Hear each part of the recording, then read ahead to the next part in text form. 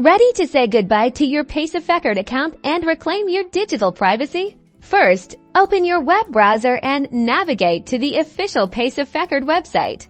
Once on the homepage, locate and click on the Login or myPaysafe button to access your account. Enter your registered email address or username and your password to successfully log into your Paysafecard account. After logging in, look for your account settings, profile icon, or a similar option typically found in the top right or left corner of the dashboard. Click on Account Settings or Security from the available options to proceed.